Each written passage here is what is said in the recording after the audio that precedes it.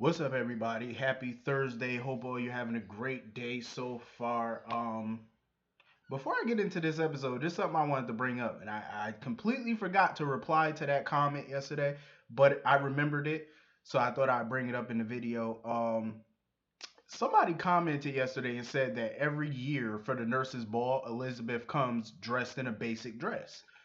I wanted to reply to that comment. I forgot who sent it, but I feel like she comes every. I think it's realistic for her to come in a basic dress every year because you got every other woman coming to the nurses' ball in designer dresses, expensive dresses. That's because their character can afford those dresses. You have to remember, it's realistic for the writers to do that, and I love it. I love that Elizabeth comes in a what you consider a basic dress. I think she looks good every year. She definitely looks good in the dress that she has on this year. She looks good. Even if it is basic, she looks good.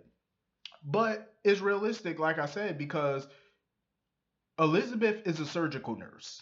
So we all know she makes a pretty nice living. She does. But compared to the other women on this show, they all make more than her. You know what I'm saying? They all make more money than her. Well, minus Lulu. I think her and Lulu are on the same scale when it comes to finances. Um, Even Lulu, I feel like Lulu doesn't really come every year in a designer outfit because obviously her and Dante can't afford designer clothes, clearly. And I think it's realistic because, like I said, you got all these other women who come on, to the nurses' ball. They got all these expensive clothes. Like, look at Kim Nero. Kim looked good. She looked great in her outfit. She looked like a bumblebee, but she looked great. But it looked like a designer dress. You want to know why she can afford that? She's a doctor. She's making probably six, seven figures. Um, Alexis, let me just say, a moment of fucking silence for Alexis Davis. Listen, Alexis came to the nurses' ball and she was not playing no games. Let me tell you something. Alexis is a beautiful woman. She's a gorgeous ass lady for her age. She's definitely gorgeous. But when I seen her pop up at the nurses' ball, I said, "Yo, I know Julian. Julian, you better kick your own ass. That's all I know. You done fucked up, bruh. Because Alexis wasn't playing. She slayed, like, seriously. Alexis looked gorgeous. Just freaking gorgeous. I'm gonna use an old word right now, an old school word. She's a knockout, and that's a very old school word. Alexis was not playing no games when she came. Her hair was looking great, outfit was on point. Alexis, man, Julian, you dropped the ball, brother, big time. You dropped the ball on that. You better kick your own ass. I'm just saying, she was not playing. She came to slay, and she did. Um, but back to the whole dress thing, like Elizabeth, it's realistic for her. She has three young sons that she's taking care of. I don't know if she's getting child support for Jake, and I already know Cameron. More than likely, she's not getting child support because I think his father, his biological father, is dead. I don't know if Lucky pays child support or not, but she's taking care of those boys financially herself, and New York is expensive. So I know her rent is high, her utilities are probably high. So, it's not financially fit for her to just buy designer clothes when she knows she can't afford it. And the other women that come at the nurse's ball, they can afford it. Nina, she's rich, she can afford it. I know some people didn't like Robin's gold gown, but Robin is a doctor, her husband is a doctor, so they can afford, she can afford an expensive dress. You know what I'm saying? So it makes sense for Elizabeth, people like Elizabeth and not Nina, Lulu to show up wearing basic outfits because they're not rolling in dough. So I like it because it's realistic. You can't have every woman on the show coming up in here with designer clothes on, knowing, and we all know what their jobs are, and we pretty much kind of can figure what their salaries are. We don't know a dollar amount of what they make, but we do know Lulu and Dante ain't got money like that. We know Elizabeth ain't got no money like that. She makes like I said, a decent living, but she's a nurse. How much money you think she possibly makes? I'm just saying. But it's realistic. Anyway, getting into this episode, do you all remember a few months ago when I said that Valentine, his ass is grass and Nina's the lawnmower? Well, it looks like he's about to get mowed because his secrets are about to hit the fan. Shit is about to get real. He was literally trying to drag Nina up out of that damn nurse's ball. Nina was trying to figure out like why do you want to leave like right now? Because his ass is about to get exposed and he know it. That's why he want to leave. He know shit is about to hit the fan. He know it. That's why he trying to haul ass up out of here. But it ain't gonna work because you can run the 10 buck too if you want. Your secret is about to come out and everybody's about to find out how long you've known about this, what was your involvement in this. Everything is about to hit the fan. Peter is so dumb. He's basically about to kill his own mother and he doesn't even know it's his mother. Dumbass. He's so stupid. So dumb. This whole plan from the get go was stupid. I'm like, him sticking around Port Charles, dumb. And he was so arrogant for so long. And like I said, your arrogance will be your undoing. It's going to be your downfall. And I was right, because it is. Valentine has been instructing him for months now to get the hell out of town, tie up loose ends. Now all of a sudden you want to try to tie up some loose ends. Like at this point, it's too late. Killing Anna, what is that going to do for you?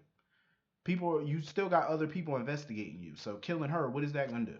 You still got Sam, you still got Curtis. Either way, your secret is about to come out, so it doesn't really matter. Um, I feel bad a little bit for Maxie because I just can't stand how everything in that town literally kind of reminds her of Nathan. It's like, bruh, he was on the show for 4 years. You've been living in that town for over 20 years. I'm just saying. Like, she thinks every little thing reminds her of Nathan. Like, when Curtis was proposing to Jordan on stage, it reminded her of Nathan. I'm like, everything in that town reminds you of Nathan. I'm just saying. Let me tell you something. I'm not trying to be insensitive to her because grief knows no end. There's no end really to grief. Like you can grieve however long you want. But it's like, damn, she been living in that town way longer than Nathan. How does everything in there remind you of that man? How? He's only lived there for 4 years. I'm just saying, like somebody proposes that reminds you of Nathan. Like, okay, Maxie. But I feel bad for her though because it's still fresh for her that her husband died. You know what I'm saying? So it's still fresh. So I feel bad. Um, the nurses killed their performance. Let me just say that the nurses did their thing with the performance. I love their performance.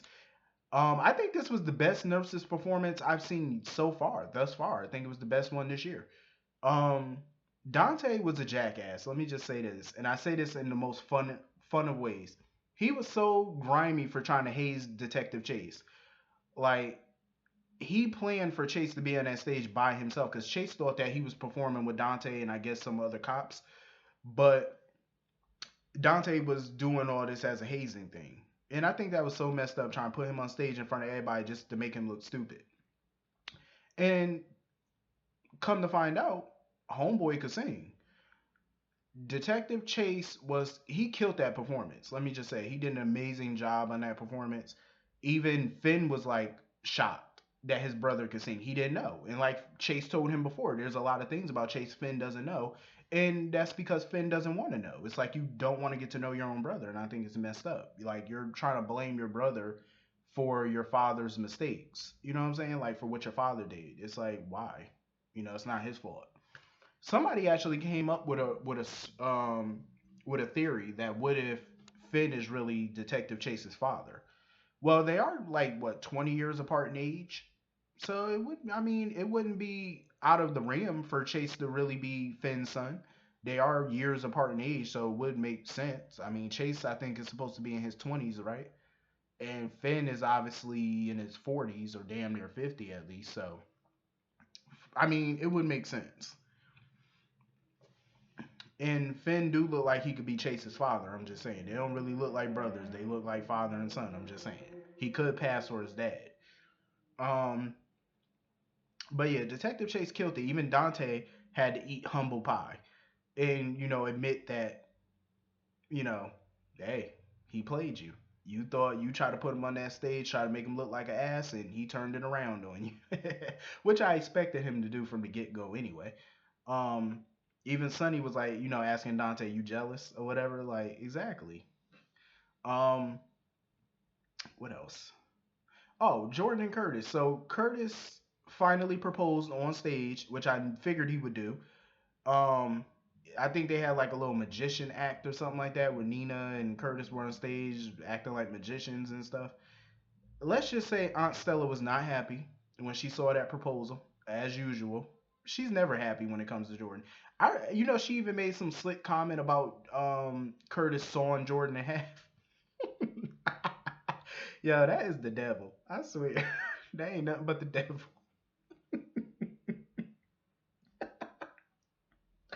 Yo, I still need to give it a rest. I'm just saying, like, get you some business of your own. Like, seriously. I love the fact that Mike told her that nothing else matters except love. You know what I'm saying? Like, Mike was trying to be positive about the whole thing. And I loved it. I freaking loved it. Bobby, she looked amazing. I'm happy that, you know, she told Sonny basically that she didn't believe Carly would push Nell down the stairs either. Because, that she's not just saying that because that's her daughter. It's the fact that Bobby knows her daughter. Like, come on, Carly has never murdered anybody. And all of a sudden she gonna push her son's baby mama down the stairs and try to kill her own grandchild. Come really? This woman has been on this show for over 20 years. And you really think Carly would do that? Like, come on now. Murder? Really? Sonny should know his wife better than that. I mean, really, come on. Um, I want to ask y'all this question because somebody kept saying that the gold dress that Robin was wearing, some people said that they didn't like it. How many of y'all like that dress or thought that she looked good in the dress? I think Robin looked good. I think it's too flashy though. I think a lot of I'm not really with the women on this show wearing sparkly dresses. It's like a lot of them wear shiny dresses. It's like why? Like be like Bobby and stuff. Be understated. You know what I'm saying? Like Bobby came in a blue dress, nothing special, just something blue. I felt like Bobby's dress was nice and it was basic. And mind you, Bobby got a little bit of money too. She could afford a designer dress, but she looked good. She didn't need to be shiny and all that. You know, she just came looking good. She looked gorgeous. Um, Understated as usual, which I predicted that she would be. I mean, Bobby's a gorgeous ass lady for her age as well. I thought Molly wasn't gonna be at the nurses ball. I could have sworn Kiki was on the phone with Molly or something. Oh, I think I got it messed up. Kiki wasn't going to the nurses ball, and I think she was telling Molly that she wasn't going. I was under the impression Molly wasn't going, but I'm glad Molly was there to present the award to Alexis, the Pioneer Award. Finn was supposed to present that award, but he got sidetracked with Anna. Um, I'm glad Molly presented the award because it makes more sense for Molly to present the award because that's her mother. So it makes more sense than Finn doing it. You know what I'm saying? Molly should do it. But Alexis didn't even get her ass on stage. They sitting there clapping and waiting for Alexis. She's sitting there listening to the conversation between Anna and Finn. Anna thinks that Alexis is. I mean, Finn thinks that Anna is dying, all because he saw her will. Because remember, Alexis accidentally dropped Anna's will on the ground, and he saw it, and he thinks that she's dying. I'm like, fool, she not dying. She was just doing some estate planning. People do that. Just because somebody draft up their last will and testament, that means they're dying anytime soon? No. But I mean, hell, tomorrow ain't promised, so why would you not have your will ready? You know what I'm saying? You don't know what tomorrow may bring. Just because somebody got a will, that means they're dying sometime soon, or they plan on dying. Everybody, I mean, most people with assets and money to leave, or heirlooms or something that they want to leave behind, most of them get a will. That don't mean they're dying today or tomorrow. Damn, it's just called be prepared. Oh yeah, how many of y'all seen The Lion King? I know y'all have. Remember that song? I think Scar sung that song. Be prepared. That was my song. Lion King is my shit. I'm just saying. Scar was a demented bastard, but he was still my boy. The worst scene of that movie was when he killed Mufasa. I will never get over that. He murdered my boy Mufasa. I wanted to whoop Scar ass after that. I remember I was like 7 years old. I wanted to beat the shit out of Scar. I swear to God, even to this day, I'm like 25 and I still want to kick Scar's ass. I'm just saying, you don't do that to Mufasa. Long live the king. I would have fucked him up for that. You don't do no shit like that, bastard. Anyway, sorry about my little Lion King rant. But some people were suggesting that Mike and Stella should get together. I said, oh no. No, no, no, no, no. Some people said Mike and Stella. I said hell to the no, to the no, no, no. Nope. Mm-mm. Nope. I can't see no Mike and no Stella together. Hell to the no. I'm sorry, but no. Mm-mm. Try again.